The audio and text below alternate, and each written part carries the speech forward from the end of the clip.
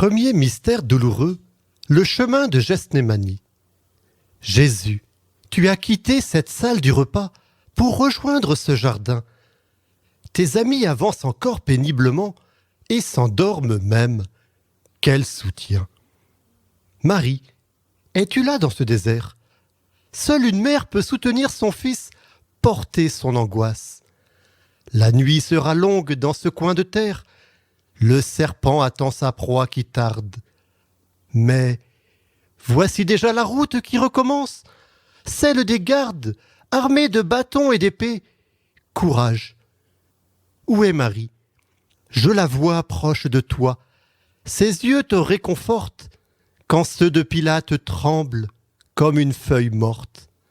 Et ceux d'Hérode ne veulent plus rien voir, comme un mur sur un chemin. La route est le lieu du déplacement.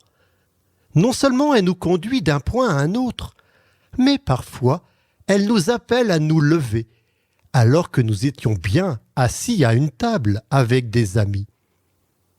Au cours de ce repas, Jésus a provoqué ses apôtres en leur révélant sa propre identité, celle de serviteur donné aux hommes et enfoui dans le pain.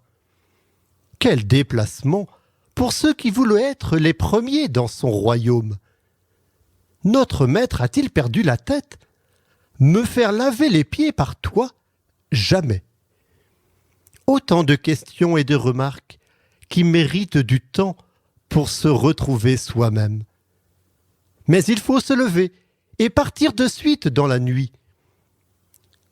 Vouloir suivre Jésus n'est pas de tout repos. Prier ensemble dans ce jardin de Gethsémani est pour lui une priorité. Mais les pas se font lourds. Cheminer dans la foi oblige à traverser des nuits et des fatigues. Mais Jésus connaît les forces et les limites de chacun de ses apôtres. Tous sont appelés à entrer dans ce jardin, mais seuls 3 d'entre eux, Pierre, Jean et Jacques, sont appelés à l'accompagner de plus près. Si tout le peuple des chrétiens est invité à prier avec Jésus, seuls certains ont la vocation de consacrer toute leur vie à la prière près de lui. Prions pour ces vocations. Marie est-elle présente dans ce jardin? Les évangiles ne nous le disent pas. Était-elle même là lors de la scène? Marie ne pouvait qu'être unie à la mission rédemptrice de son Fils, là où elle se trouvait, avec d'autres femmes sans doute. Jésus a eu besoin de la prière de sa mère. Nous la retrouverons lors du chemin de croix et au pied de celle-ci. L'Église a aussi besoin de Marie et d'âmes mariales qui la portent, la réconfortent. Osons suivre Jésus en passant par Marie. Demandons-lui son soutien maternel pour suivre et imiter son Fils. Le démon et ses anges font aussi partie du chemin. Ils rugissent, vont et viennent à la recherche de leur proie, nous dit saint Pierre.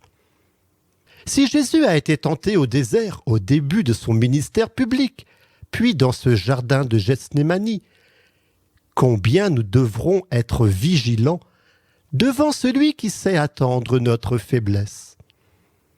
La foi ne nous retire pas du lieu du combat.